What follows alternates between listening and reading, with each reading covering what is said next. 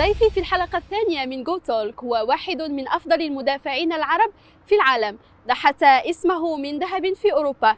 لاعب انتقل بين فرنسا، إيطاليا، ألمانيا قبل أن يستقر في قطر، وفي المغرب يلقبونه بنبض دفاع الأسود أو الكابيتانو. نرحب بالمهدي بن عطية لاعب فريق الدحيل القطري. Donc bonjour Capitano, je suis bien heureuse de te recevoir dans l'émission Go Talk. Avec plaisir. Merci. Donc avant de commencer, je t'ai jamais entendu parler en arabe. Qu'est-ce qu'il a appris Ben Atia ici à Qatar? En arabe, rien du tout. Non, ici j'ai appris l'anglais un petit peu.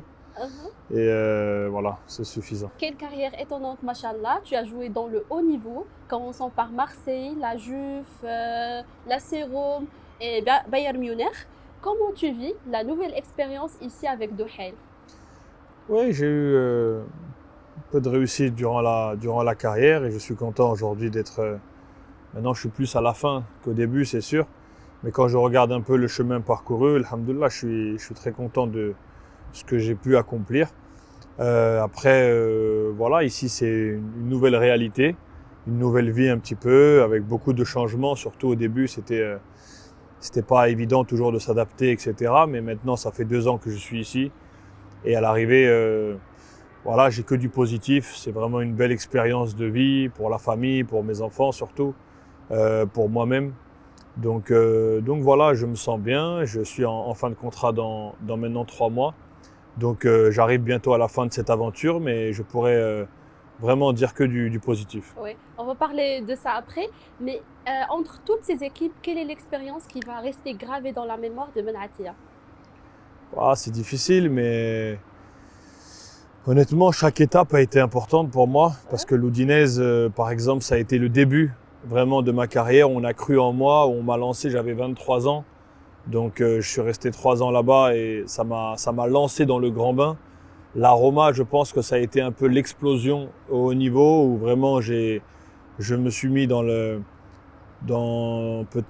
l'époque, je parle, dans ce qui se faisait de mieux dans le football.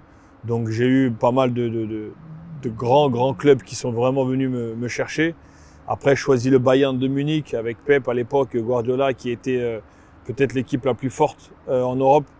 Donc là aussi, c'était 2 ans magnifiques, malgré les blessures, malgré plein de choses. Mais c'était une expérience incroyable. Ensuite, le retour à la Juventus, où je gagne des titres. Voilà, la Juve, j'étais vraiment très bien.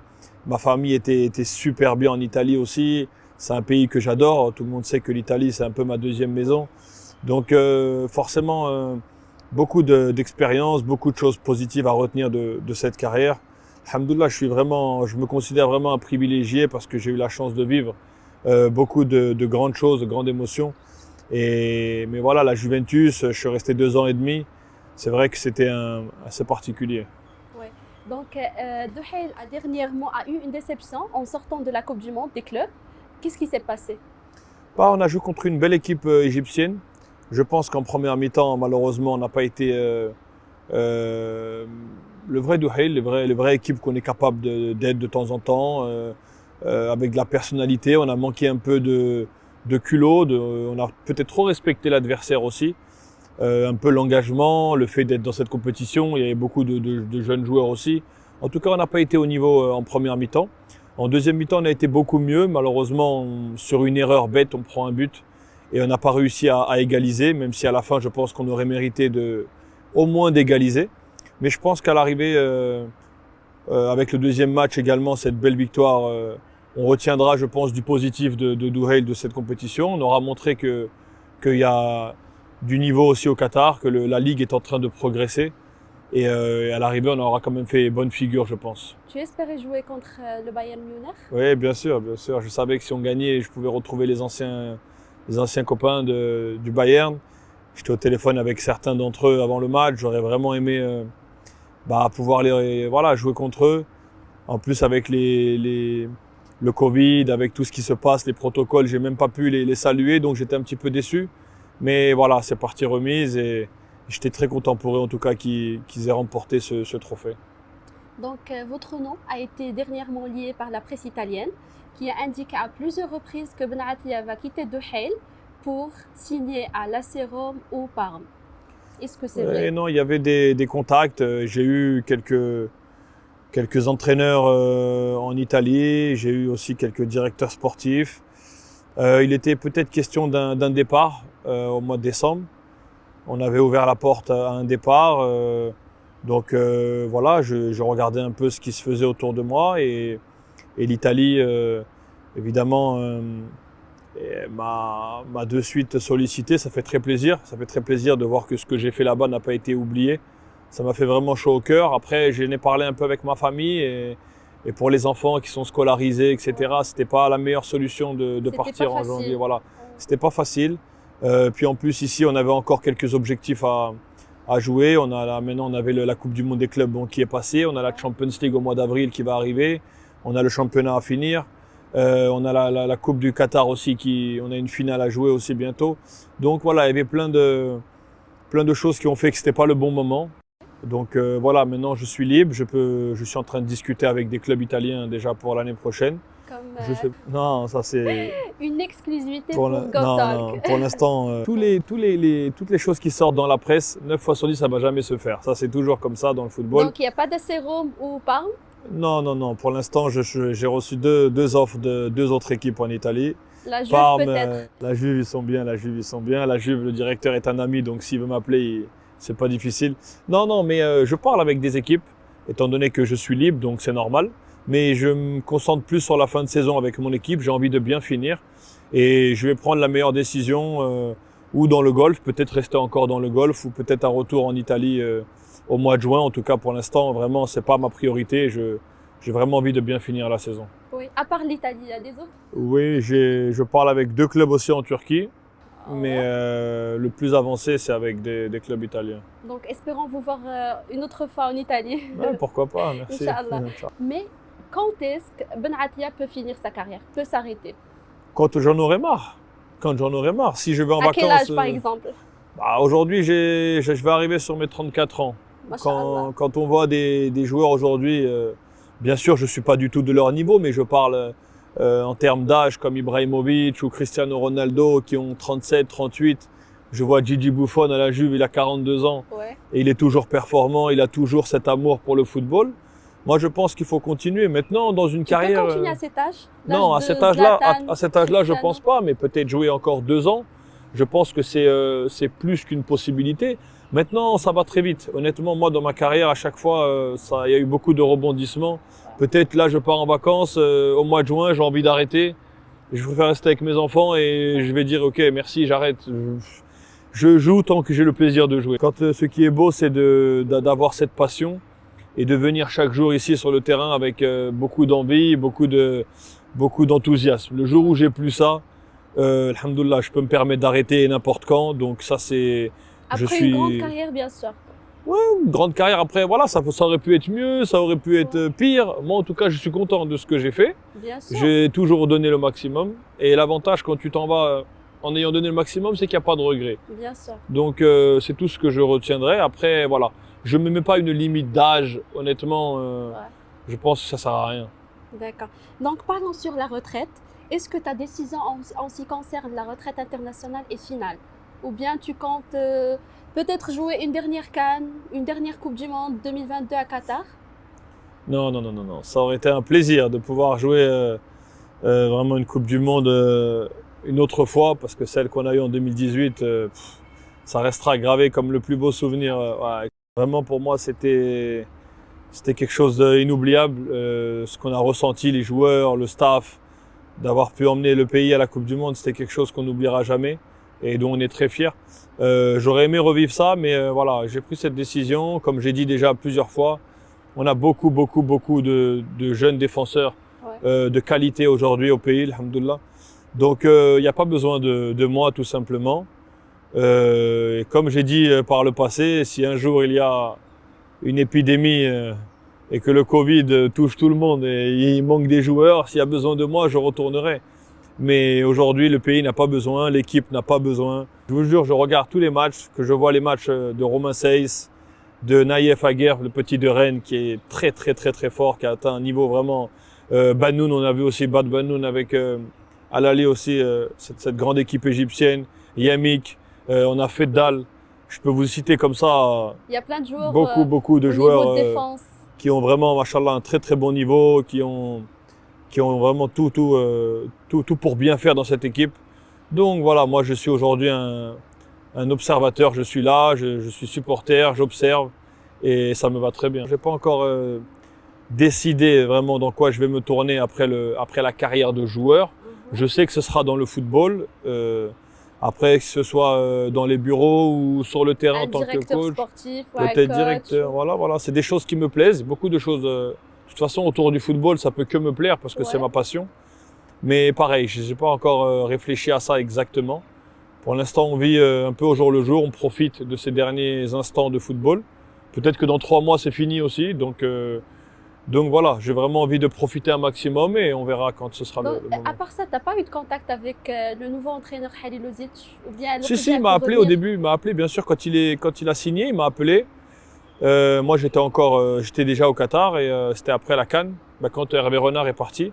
Donc il m'a fait part de son intérêt, ça m'a fait plaisir, il m'a expliqué que voilà, il voulait que je continue et tout. Et je lui ai expliqué que j'étais arrivé un peu à la fin et que je voulais laisser la place aux plus jeunes. Donc voilà, on n'avait eu que cet échange. On s'était promis que si j'ai l'occasion de venir au Maroc, je lui passerai un petit coup de fil pour aller boire un café ensemble et discuter un peu de football. Et si je retourne, je le ferai avec plaisir. Oui, donc c'était un choix personnel. Personne ne m'a obligé d'arrêter. Non, personne, non, je suis toujours été maître Après de mes... tous les rumeurs avec l'équipe marocaine. Non, c'est une décision que j'ai prise moi. Il n'y a personne qui aurait pu me faire arrêter ou me faire continuer. Quand on est footballeur, on a la chance d'être quand même libre. Oui. Donc je pense que celui qui arrête ou celui qui veut continuer, on a vu l'arrêt de Boussoufa notamment, Karim El Ahmadi, il y a eu beaucoup de... Toute une génération qui a arrêté. Voilà, tous les anciens, on va dire, ont décidé d'arrêter à ce moment-là.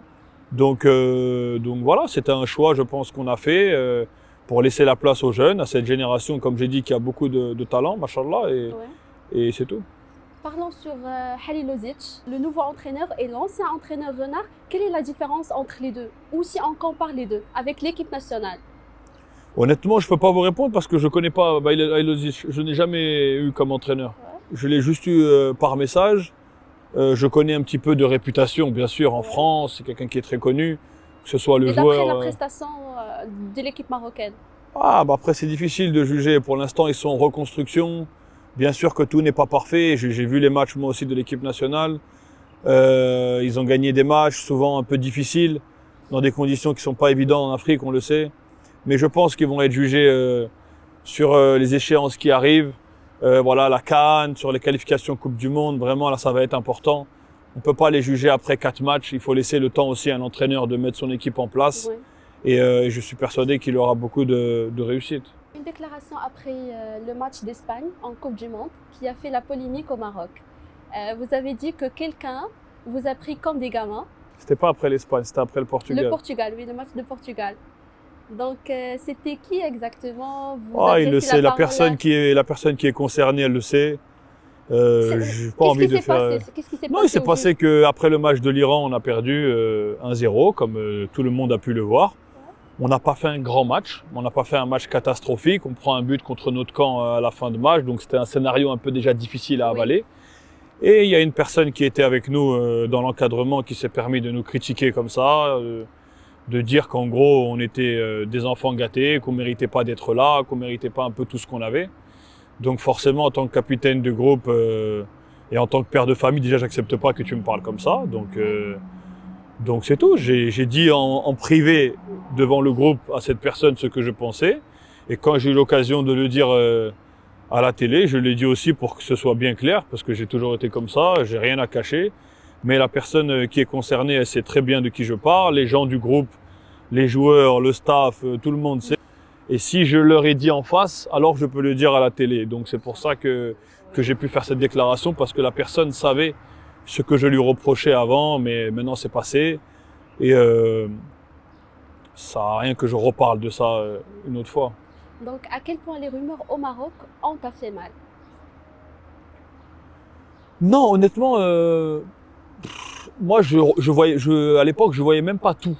Ouais. Quand il parlait tout le temps, je voyais même pas en fait tout, parce que déjà je lis pas l'arabe, donc déjà c'est facile pour moi.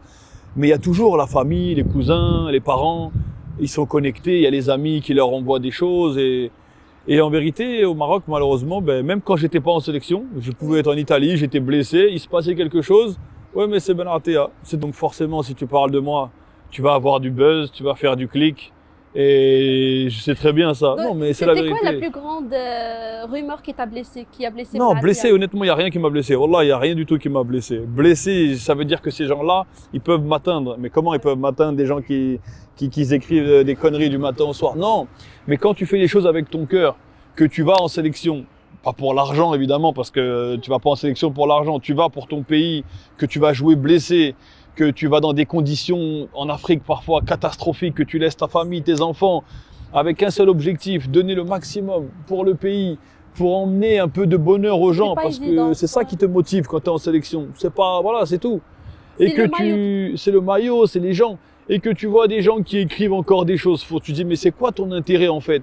Après, on sait qu'il y a aussi beaucoup de jalousie. On sait comment c'est dans les pays arabes, malheureusement. On est un peuple comme ça, c'est comme ça, il n'y a rien à dire. Ouais. On sait qu'on est une race à part. Voilà, moi j'ai toujours dit ce que je pensais. Jusqu'à la fin de ma carrière, je dirais les choses que je pense. Non, aujourd'hui, je suis loin de tout ça, je suis bien. Et c'est pour ça que j'ai pas envie de retourner dans ces choses-là. Et ça me manque pas en tout cas. Ici à Qatar, c'est différent.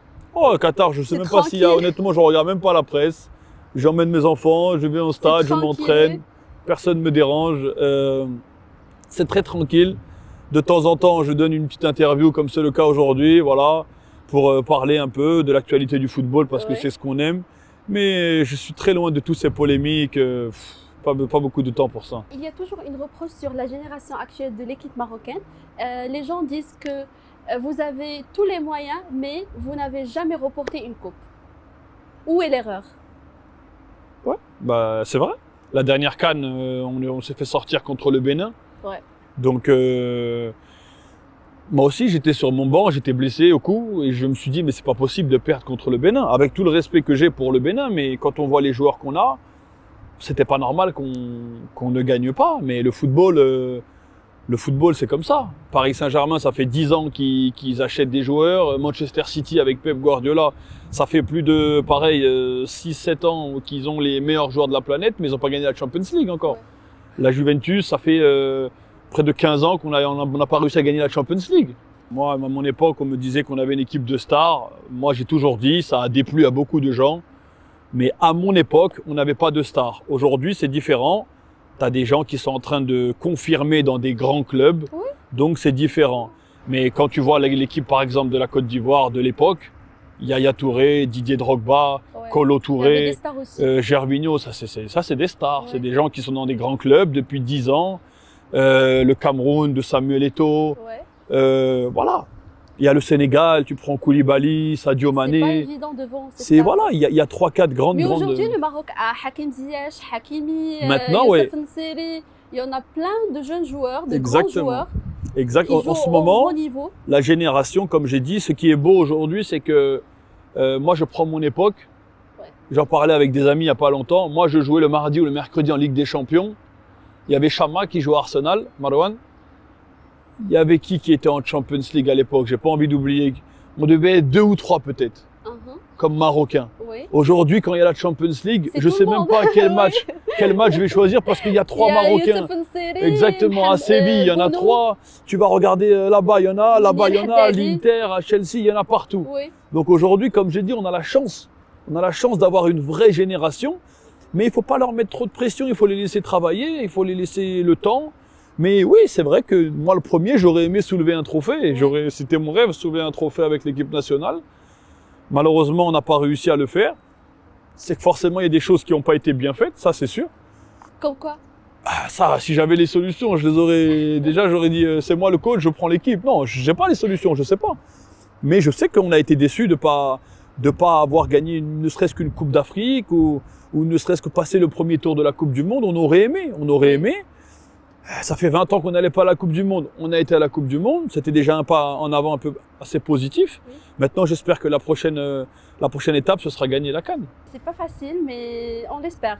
On l'espère. Inch'Allah. Vous étiez l'ex-capitaine des Lions d'Atlas. Tu étais tout proche des joueurs. Comment c'était la relation entre vous? Ça dépend. Avec la majorité, je pense, avec les anciens, c'était vraiment famille. C'est-à-dire que Bah, avec des mecs comme Boussoufa, comme Romain Seyss, je les ai tous les 3 jours, 4 jours, je les ai par message, même encore aujourd'hui, c'est vraiment famille. Et avec les plus jeunes, c'était un peu comme un grand frère. Ça veut dire qu'il y avait du respect, c'est normal parce que on avait 10 ans d'écart. Il y en a comme le petit Ashraf Hakimi que j'ai aussi de temps en temps par message, que je Amin suis. Harid, je pense qu'il est proche Amine de aussi, voilà, exactement. C'est des gens que je suis très proche d'eux, mais ils étaient plus jeunes, donc c'était un peu comme un grand frère. Moi, ils savent que ma porte, elle est toujours ouverte. Celui qui a besoin de n'importe quoi, celui qui a besoin d'un conseil, celui qui a un problème, si je peux vous aider. Je pense que les gens, ils ont compris que j'étais toujours, en tout cas, j'essayais d'être toujours là à l'écoute pour que ce soit les joueurs, le staff. J'ai vraiment essayé durant ces 5-6 ans où j'ai été capitaine de me dévouer à 100% pour le groupe. Et c'est ce que je dis aujourd'hui. Toi, tu me parles par exemple de coupe, de trophée. J'aurais aimé aussi en gagner. Mais à l'arrivée, ce qui me reste le plus de cette expérience en équipe nationale, c'est l'affinité et les liens que j'ai créés avec ces joueurs-là. Parce que ça remplace tout. Plus qu'une coupe, plus que tout. Bien sûr, mais il y a des rumeurs qui disent que l'équipe nationale a été divisée entre les joueurs qui jouent par exemple en France, les joueurs qui jouent en Hollande, les locaux. Je ne sais pas si c'est vrai, mais... Tout à l'heure, tu m'as demandé c'est quoi la plus grosse rumeur. C'est ça, je pense. Je pense que c'est ça. Mais ça, c'est pas d'aujourd'hui. Ouais. Ça, c'est depuis que moi, j'ai commencé déjà avant. J'entendais, oui, mais il y a les Marocains, les locaux de la Botola. Il y a les Marocains de la Hollande, les Marocains de France. Exactement. Ça veut dire quoi en fait? On n'est pas des Marocains, nous. Nous, on n'a pas le droit de dire qu'on est Marocains. Heureusement qu'on a le passeport. À écouter certaines personnes, je ne suis même pas Marocain. Je vais vous dire. Oui. Quand tu vas dans des grands clubs, là, après, oui, tu es Marocain. Oui. Mais sinon, non, lui, il n'a pas joué en Botola, il n'est pas Marocain. Il n'y a pas de problème. Moi, que tu le veuilles ou non, je suis Marocain. Et tu peux demander je dis une bêtise, à Ziyech, par exemple, qui est Marocain pour le coup de Hollande, ou à Boussoufa, ou à Al-Hamadi. Tu peux demander à Zniti, par exemple, je dis un exemple, à Nessiri, je l'ai eu il n'y a pas longtemps aussi, Bounou. Tu peux leur demander à ces gens-là qui ont fait 5-6 ans avec moi minimum, voire plus. Tu peux demander à Benoun, tu peux demander à eux si moi, dans mon époque, j'ai laissé mettre ces séparaisons-là. C'est comme tu dis, ces clans, comme ils ont dit. Tu peux demander ça à ces joueurs-là. Si tu as l'occasion, tu leur dis comment c'était avec le capitaine. Donc il n'y a pas de tout clan. Ça, d'après vous, il n'y a pas de clan à l'équipe nationale. Il n'y avait pas de clan, mais il y avait des affinités. Oui. Ça, c'est sûr. Mais dans toutes les équipes, il y a des affinités. Oui. Dans tous les clubs au monde, il y a des affinités. Moi, j'ai fait des grands clubs, il y avait le clan des Sud-Américains. Il y avait le clan de ceux qui parlent français, il y avait le clan des Allemands, le clan des Italiens. Mais c'est pas des clans, c'est des affinités. Ouais. À table, il y a des tables de 3, ça va manger avec celui que tu parles la même langue, etc., etc. Mais moi, en tout cas, j'ai connu à l'époque, au début, des problèmes comme ça dans le groupe. C'était un peu difficile au début, les jeunes. Quand je suis arrivé avec Adel Tarabt au début, c'était un peu difficile pour nous de se mettre vraiment dans le groupe et tout. Heureusement, il y avait Youssouf Hadji, Hussein Harja, ils nous ont bien encadrés, intégrés, mais c'était pas évident à l'époque. Mais après, c'est ce qui a fait, je pense, notre force. Pourquoi on va à la Coupe du Monde? C'est à cause du groupe. Si on n'a pas un groupe comme ça, si on n'a pas un groupe soudé comme ça, demandez à Hervé Renard, jamais on va à la Coupe du Monde. Jamais on va à la Coupe du Monde. Mais on ne prend pas un but dans toutes les éliminatoires. Oui. Pourquoi? Parce que tu avais un groupe, même celui qui rentrait 5 minutes, il voulait se battre pour l'équipe, il était là. Et ça, c'est quel clan? C'est pas des clans, ça. Mais comme il fallait continuer à écrire quelque chose de négatif, on a dit qu'il y avait des clans. Donc ça, c'est peut-être la plus grosse bêtise que j'ai vue, c'est de dire oui, mais les joueurs de Botola, ils sont pas considérés pareil, ou alors les Marocains de France, c'est pas des Marocains. Ça, c'est peut-être la plus grosse bêtise que j'ai vue et qui continuera à être écrit encore pendant des années. Hein. Parce que ça, c'est un truc, c'est très à la mode. Quand ça va pas, on remet ça sur le truc et on n'avancera jamais, malheureusement, si ça reste comme ça. Ouais. Donc, on peut pas parler sur l'équipe nationale, l'équipe marocaine, sans s'arrêter sur l'histoire de Hamdallah. Ah bah, moi je vais pas en parler beaucoup, mais allez-y, je vous écoute. Si tu me racontes, qu'est-ce qui s'est passé au juste? Qu'est-ce qui s'est passé au juste, l'histoire d'Hamdallah? J'ai envie de mettre les choses dans l'ordre parce que j'aimerais pas me tromper dans la chronologie des faits. Il est venu en sélection, il a été appelé, ça faisait longtemps qu'il n'était pas appelé, après une très très grosse saison, machallah, en Arabie Saoudite. on avait, je crois, le stage à Oui, Marmara un avant de partir à la à CAN. la CAN, exactement.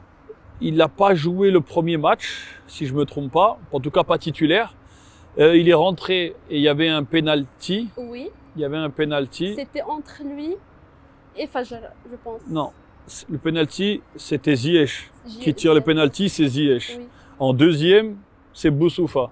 Ça, c'est au tableau. Ça, c'est choisi par le coach. Maintenant, les deux joueurs, ils n'étaient pas là. Donc, le troisième, c'est Fajr qui doit tirer le penalty. Et lui, il a voulu tirer le penalty. Faisal, il n'a pas voulu. Il devait respecter l'ordre des joueurs. Après, ça peut arriver. Faisal, il aurait pu lui laisser, par exemple. oui. Ça arrive. Des fois, moi, mon nom, il n'est pas au tableau. Tiens, prends le ballon, tire. Ça, c'est pas... Il a voulu tirer. Faisal n'a pas voulu. Et Faisal, il a raté le penalty. Donc, ils se sont un peu disputés. Bon, c'est des choses qui arrivent. Pour Bien moi, sûr. honnêtement, il n'y a rien de mal à ça. Ensuite, dans la semaine, il s'est disputé à l'entraînement avec Younes Belanda sur, je crois, un tacle ou une action un peu dangereuse ou je sais plus. Bon, ils se sont disputés, ils se sont un petit peu insultés. Ouais. Pareil, c'est des choses, ça arrive Qui encore. arrive, ouais. Moi, j'ai été au courant de ce problème-là parce que j'étais sur le terrain, donc j'ai vu. Mais je pensais que c'était fini, ça va rester là. Et en vérité, le soir, ils se sont redisputés encore un petit peu, tout ça. Et là, il y a un membre de l'équipe nationale, un kiné, Karim Salhan, il m'appelle, c'est comme un frère pour moi, Karim. Et il me dit, mon frère, il faut que tu parles avec les joueurs et tout. Belanda, Abdallah, ils se sont disputés et on a besoin d'eux et tout. Je dis, mais c'est fini, c'était sur le terrain. Il m'a dit, non, encore là, ils se sont disputés à l'hôtel. Alors là, j'ai dit, bien sûr, je vais parler avec Younes déjà. Et je vais essayer de voir Abdallah pour savoir qu'est-ce qui s'est passé. Moi, j'ai parlé avec Younes, je lui ai dit, écoute, ça y est, je sais pas qu'est-ce qui s'est passé sur le terrain, peut-être des insultes et tout, mais ça arrive. Maintenant, on a une Coupe d'Afrique à jouer. On a besoin d'aller au bout, on doit la gagner pour les gens, pour nous. Il faut pas partir négatif avec une histoire comme ça, honnêtement, ça mérite pas. Younes, il m'a dit, c'est vrai, tu as raison, c'est bon. Moi, c'est fini, je lui ai dit ce que j'avais à lui dire, on passe à autre chose. J'ai parlé avec Abdallah, peut-être, et pareil, si tu as l'occasion, tu peux lui demander, parce que moi, honnêtement, je n'ai jamais eu le moindre problème avec lui. Oui. Jamais. J'ai parlé avec lui, franchement, au moins 20 minutes. Voilà, au moins 20 minutes, je lui ai dit qu'est-ce qui se passe, Roya. Il m'a dit voilà, je sens que je suis pas aimé dans le groupe, je voulais le penalty, on m'a pas laissé tirer et tout. Je lui ai dit écoute, il n'y a pas de clan, tout ça. Les penalties, c'est le coach, il a choisi.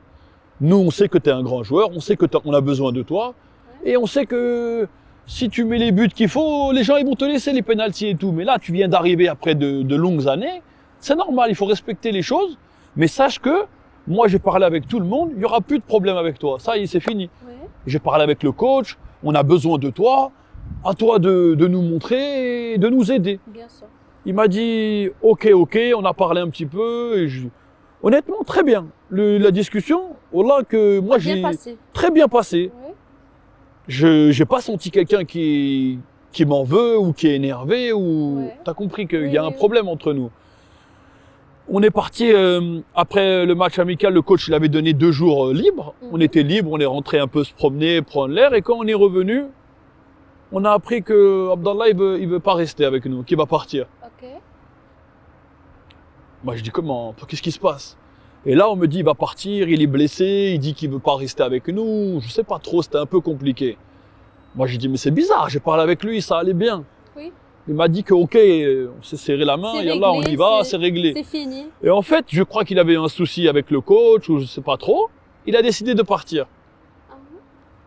Bon.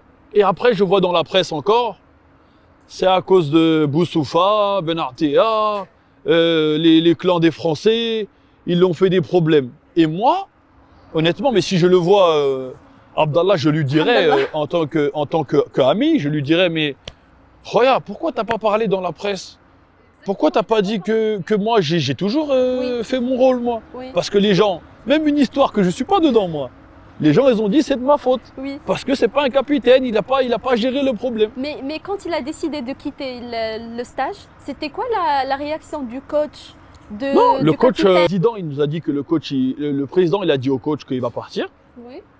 Le coach, il m'a dit, écoute, il faut aller lui parler pour qu'il reste et tout. Qu'est-ce que tu penses? Tout ça.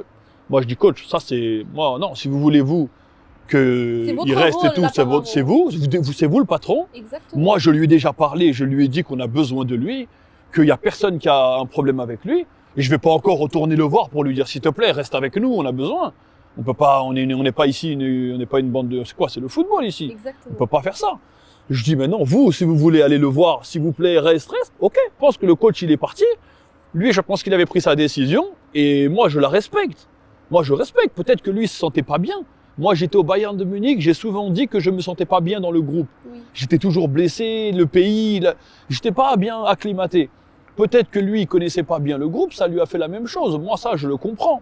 Mais pourquoi, quand la presse, ils ont dit, ah, Benatia, Boussoufa, nous, on l'aime bien, on n'a pas de problème avec lui. Tu vois, j'aurais aimé, ils me disent, ah, top. Non. C'est Moi, pas Benatia, voilà, c'est pas mon Boussoufa, problème, c'est pas- c'était ça.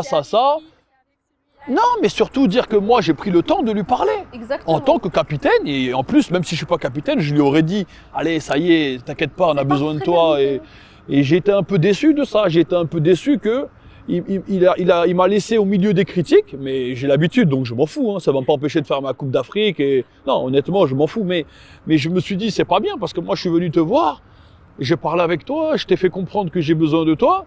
Et toi, tu me fais passer pour celui qui s'en fout, en fait, que je me suis pas occupé.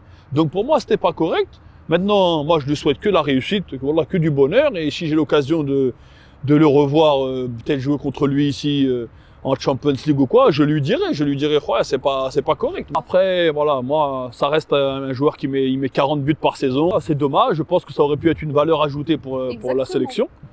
Maintenant, peut-être qu'il reviendra, il expliquera, je sais pas du tout. En tout cas, moi, je vous dis, si j'avais un problème, pour ceux qui me connaissent un peu, crois-moi, je l'aurais dit tout de suite. Là, le problème avec lui, c'était ça.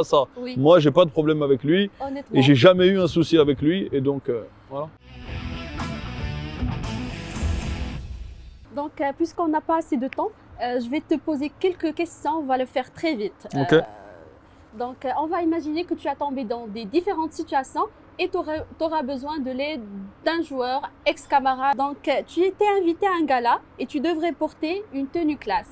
Tu choisis qui pour être ton styliste? Moi-même. Non, franchement, moi-même. Là, non. Ça, je vous jure, c'est pas de la prétention, aucune. Mais T'as de la classe. Non, honnêtement, si je dois choisir vraiment quelqu'un pour rigoler, mais qui s'habille vraiment très très bien dans ma carrière, c'était Marchisio. D'accord. Claudio Marchisio à la Juventus. Il le sait d'ailleurs. On l'appelle le petit prince.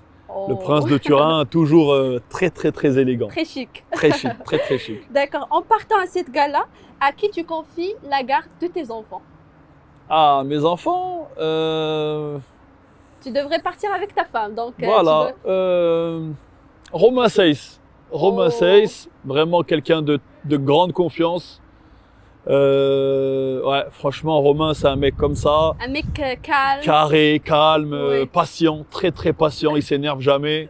Donc moi, je lui laisse mes 4 enfants et je lui dis démerde-toi. Donc, à l'arrivée à cette gala, ils t'ont demandé un chanteur. Tu choisis qui? Amin Harit, Amin Harit, sûr et certain. Ils chantent bien? Amin Harit et Faisal Fajr, ça dépend. Oui, ils chantaient c'est- tout le temps. Tout le temps, au ils chantent stage. les deux, tout le temps. Si c'est musique arabe, etc., Faisal, numéro 1.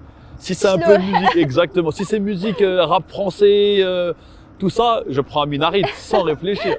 Qui sera le chef cuisinier de la gala? Oh, le chef cuisinier. Alors là, à la Coupe du Monde, Oui. ça c'est un petit scoop que je te donne, à la Coupe du Monde, tu peux demander à Romain Seyss, il y avait qui encore qui je faisais? On était 3 ou 4, c'est moi, je leur faisais les pâtes. Ah bon? C'est moi qui faisais les pâtes, on avait un petit stand de pâtes, on avait notre chef cuistot qui est venu, mais moi quand j'arrivais, je lui dis, Stop. tu me laisses Tu- faire. je mettais mes petites pâtes, ma sauce, et c'est moi qui faisais les pâtes pour... C'est des pâtes italiennes? Ouais, les pâtes, je les faisais al dente. Et Romain, les toujours, déguster. quand il m'appelle, il me dit, putain, elles me manquent tes pâtes, elles me manquent. Donc, cuistot, j'étais pas mal. Hein. Ah bon? J'étais pas Ben, mal. on doit les déguster, Inch'Allah, un jour. Inch'Allah, pourquoi pas. Donc la dernière, c'est au retour, tu as tombé en panne. Tu appelles qui? Qui est toujours disponible, Oui. même la nuit, tout Oui. ça. Boussoufa. Boussoufa, il dort jamais, je sais pas comment il fait, il court 15 km par match. Il ne dort jamais. Il dort jamais, il dort en décalé lui. Il dort la journée et la nuit. Donc j'appelle Boussoufa pour venir me donner un coup de main. D'accord, donc c'était très amusant. Merci. Merci bien, merci, Avant de merci. conclure, un petit message pour le public marocain. Salam alaikum. Un petit message voilà, pour tous les supporters, tous les gens qui me soutiennent au Maroc et voilà, tous les Marocains partout dans le monde. Prenez soin de vous dans cette période un peu compliquée à vivre pour tout le monde. Avec ce virus, on ne sait pas c'est quand que ça va s'arrêter. On espère très vite, Inch'Allah. Mais prenez soin de vous. Faites attention aux parents, surtout les personnes âgées. Et surtout, continuez à supporter l'équipe nationale parce que malgré tout ce qui se dit, on sait qu'il y a beaucoup de passion, il y a beaucoup d'amour pour l'équipe nationale au Maroc. Et je pense que sans votre amour, l'équipe nationale ne peut rien faire du tout. Donc voilà, continuez à soutenir l'équipe nationale et tous les joueurs marocains dans le monde qui nous rendent fiers. Voilà, merci. Donc notre émission arrive à sa fin, malheureusement. Merci de répondre Avec plaisir. à notre invitation. Vraiment, c'était un plaisir. Quand tu veux, on est là. On fait pas de soucis. Merci. وأنتم متابعينا ألقاكم في حوار جديد مع نجم جديد.